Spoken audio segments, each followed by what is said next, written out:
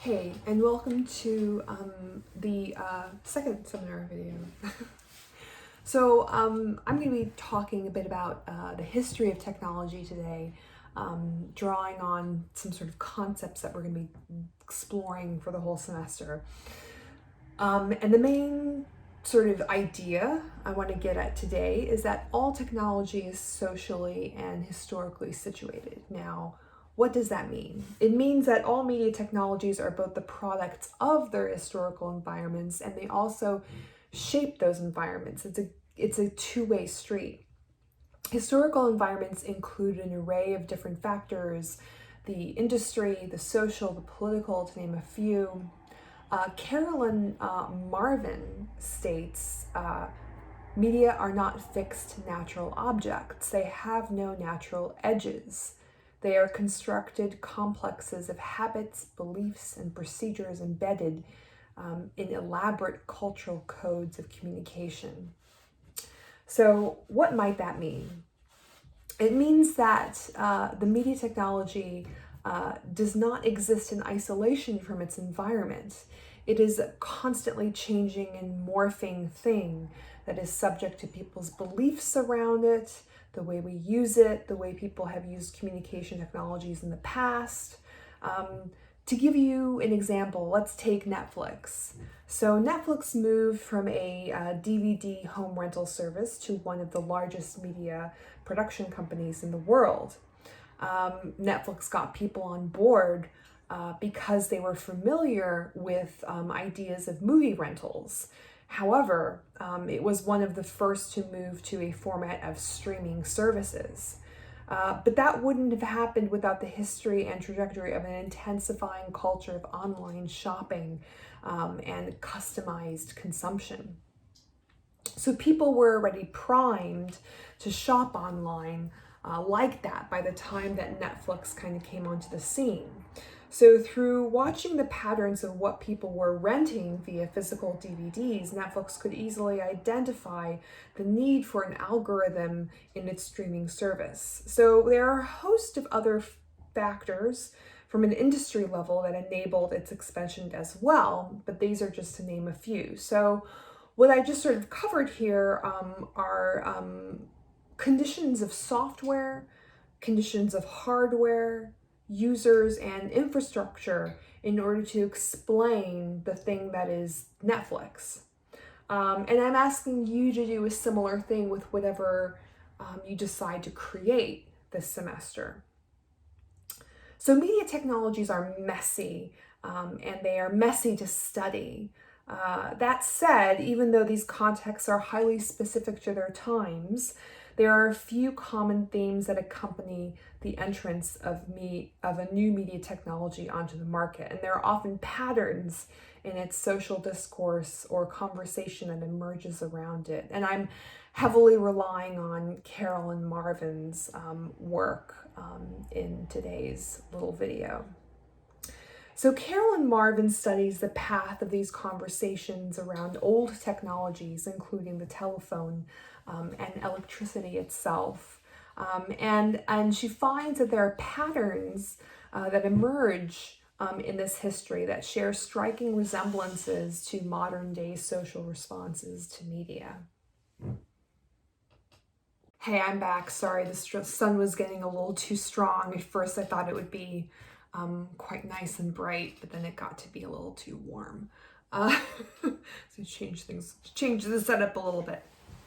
So following on what I was talking about with Carolyn Marvin's work, electrical communication, primarily the telephone and telegraph, changed people's relationships at a fundamental level in the late 19th century. And in many instances, these technologies incited a moral panic as well as utopic imaginings. So optimists imagined a world where everyone was interconnected, in the words of one idealist, quote, every individual, however secluded, will have it call every other individual in the community, end quote. So electricity was seen to be a controller of the masses, potentially, with the invention of things like the electric chair.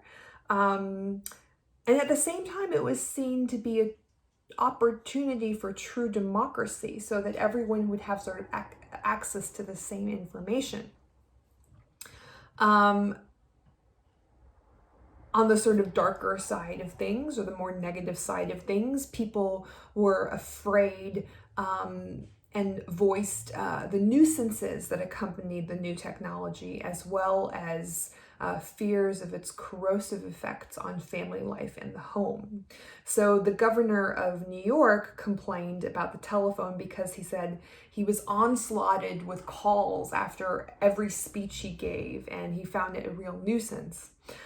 Similarly, there were complaints about people getting abusive prank phone calls, vexatious callers who just kept calling and wouldn't go away. The sanctity of the home and its boundaries were also seen to be under threat. One critic saying that public amusements increase in splendor and frequency, but private joys grow rare and difficult, and even the capacity for them seems to be withering. So he's talking about the kind of joys of home life being very much placed in question or under threat by the entrance of electrical media technologies. So there's a potent yet familiar feeling here that home life is deteriorating with the entrance of a new technology into our lives. Very similar today to the complaints of people about people being absorbed on multiple screens in the home and isolated, family members being isolated from each other. Over my years of teaching, I've also received increasing feedback from students that they feel their social skills are deteriorating with the presence of social media in their lives, which echo back to these earlier sort of fears around how new technology is impacting on us. So we need to ask some questions. Since these complaints pre-exist social media by more than 100 years, are they just the growing pains of a new technology, and is this sort of cyclical? Or is there some truth to them and the exact transition that social skills go through, being entirely anchored to the set of social conditions of the time of transition? In other words, yes, there are fears, but the exact shape that those fears take are very much a product of our social environments, whatever the technology comes on board. So another concern voiced with the entrance of the phone was its anxieties around privacy rights, with the telephone potentially exposing family secrets and blurring boundaries between the public and the private, where the home was thought to be the sort of the height of a person's privacy. There were fears around wiretapping, which at this point anyone could do. In the late 19th century, there were reports of people recording conversations by secretly placing a phonograph next to the telephone receiver. So it's really, really old-time tape recorder. A little bit unwieldy, I'd say, putting that next to a phone. One London writer says that we shall soon be nothing but transparent heaps of jelly to each other. And this statement rings particularly true to me and to feelings of vulnerability that people voice living in the digital age, and sort of their privacy being increasingly intruded on, and just the sort of the feeling that you are constantly on display because you're constantly tending to and remaking your social image on media. It would seem, however, that these feelings of intrusion are really old ones, and they take, although they take a particular shape unique to the conditions of our time. Decorum was another kind of source of anxiety for people. So there were concerns about how you conduct telephone conversations. Was it appropriate to swear? How and who says goodbye? And they were very similar to current jokes around Zoom of people answering the phone in their underwears or sleepwear, and the other person on the other end not knowing.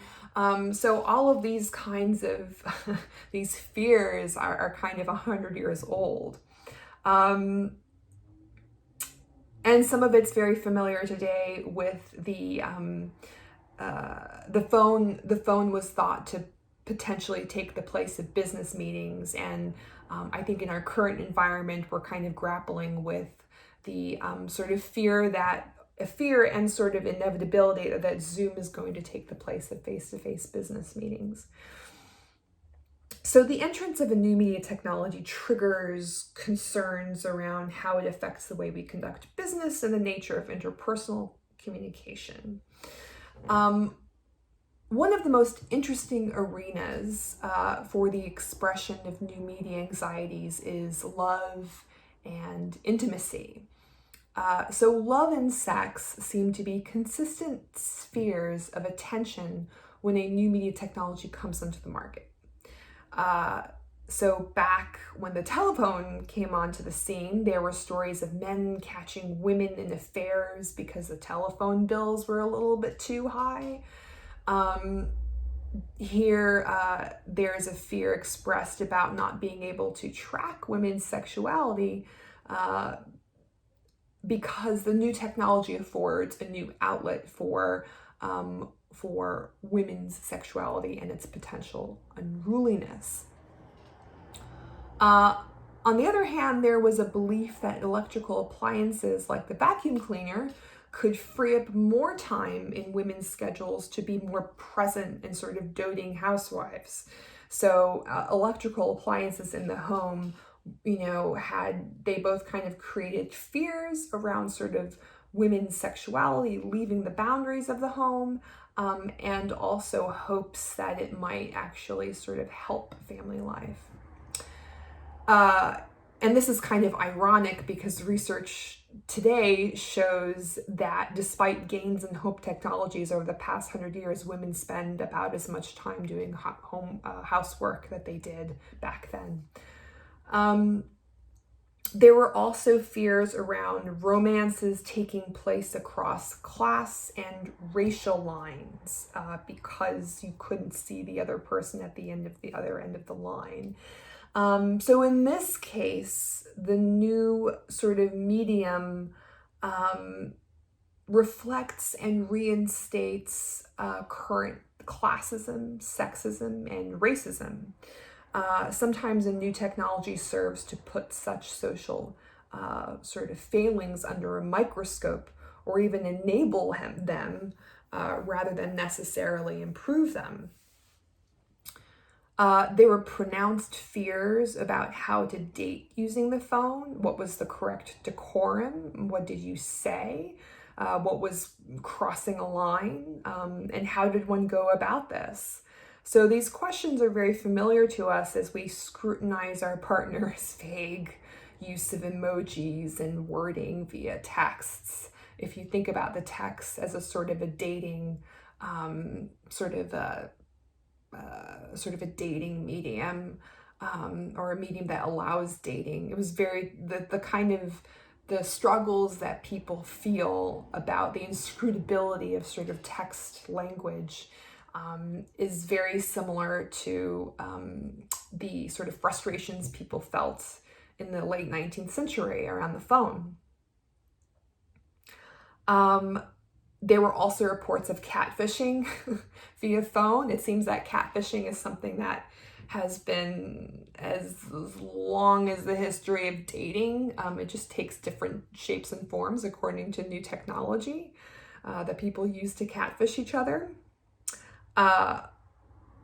When the phone became entangled in sort of the business sector, a new role enters the scene, and that is the role of the female television operator. Female telephone operator, not television, telephone operator. So she's the person who actually places your calls. What you would do is you would, in your home or business, you would ring and you go, the operator, and kind of call 0, and then it would connect you to sort of an operator who would then actually place your call via sort of, wires. So it involved sort of asking that operator who you'd like to call. So the telephone girl became highly sexualized as someone who was usually a single woman living in the city and away from the watchful eye of her parents or guardians. So this is something new around this early 20th century, late 19th century. Women started to kind of work out of the home and start to move to cities. And, this is thought to be kind of dangerous, that all of these sort of single women are unleashed into the public world and getting jobs. So in this sort of state of vulnerability, the telephone operator might be exposed to all sorts of men throughout the day who might be saying lewd things to her and flirting with her, or even more frightening, she might be flirting back. So with the advent of new technology, there comes a concern around the freedoms it affords women. And these concerns are usually placed under the heading of protecting them. But the new technology usually just kind of brings to the surface and heightens the sort of our ideologies around gender and race and class that are circulating at the time. So in general, the telephone was thought to be a dangerous and inferior form of courtship that made young people superficial and lazy. Sounds familiar to today of like online dating. I don't know if your grandparents kind of wax nostalgic about the days where you asked for a girl's phone number or met people face to face, and they might sort of criticize online dating or Tinder as sort of very superficial and appearance based. Seems that's not new either. So one critic states, the serenading troubadour can now thrum his throbbing guitar before the transmitter, undisturbed by apprehensions of gunshots and bulldogs. Romeo need no longer catch cold waiting at Juliet's balcony, nor need Leander and encounter the perils of the waves in order to seek his hero. So just a bit of backstory. Leander is a dude, according to Greek mythology, who swam across a strait each night to kind of woo his lover hero, who was who lived in a watchtower across the strait. And she'd light a lantern every night to guide him in his swim. And then one night the lantern blows out and Leander drowns. So sort of tangent, Greek mythology tangent. But what this guy seems to be saying is that the telephone doesn't make dating sort of any effort. There's no effort to be placed into dating anymore. You can just call your telephone operator out and talk dirty to her.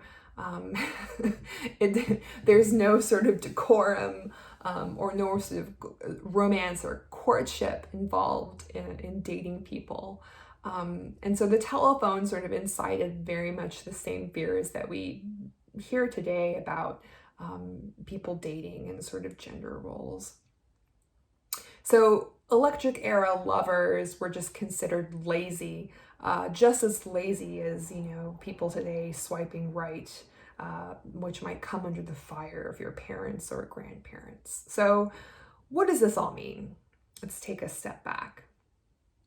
It means that some of these reactions are the same, right? Each time a new medium enters the scene, people react like clockwork in very similar ways.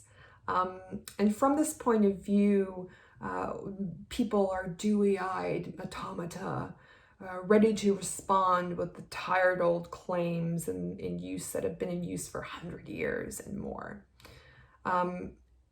So that's the one way of looking at it. that, you know, new technology, same old fears, same old expressions. Might there be another way of looking at it? Perhaps there's something unique to the technologies that have emerged since the late 19th century, something about the way they connect us and disconnect us.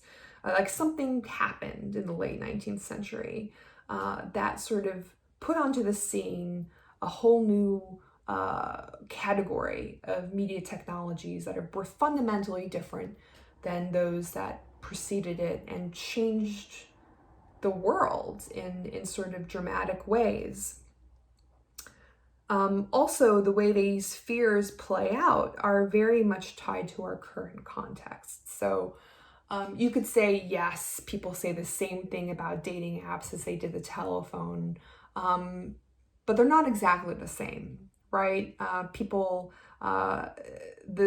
dating apps and Tinder and Grindr are sort of very much sutured to contemporary historical context. So you have to ask why, how, and why.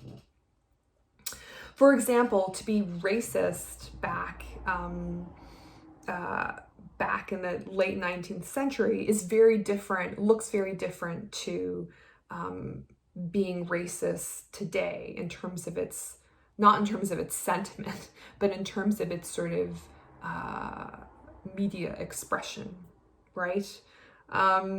So we have to look at those differences. If racism is something that sort of bubbles up to the surface with new media technology, then we have to look at like, okay, well, how does it find expression today versus back then? So to sum up, all of this is to say that media do not exist in isolation, which is something you've really been exploring all across your degree, is that, media don't just sort of cause everything around it. Media are, influenced and shaped by all these other things that are happening around them. So I think an interesting and useful question is not whether they exist in isolation from their environment, but how do they not exist in isolation from their environment? How are they attached to their surrounding context? One way of sort of reading the history of media technologies is to say that medium enters the scene and it causes all these fears in reaction to it, right? That the medium is the genesis of that. Another way to say this is, or another way to kind of think about it, is that there are all of these fears already in the ether and already in our social environments, and then the new medium comes onto the scene and it absorbs all those fears, and sort of all those fears are mapped onto it. And I think neither is quite correct. I think that they both exist at the same time, that the media technology and its surrounding contexts are in constant sort of are in constant conversation with each other and are determine each other. And that dynamic is something we're going to be exploring in this class. So I'm excited to unpack that with you. Okay, bye.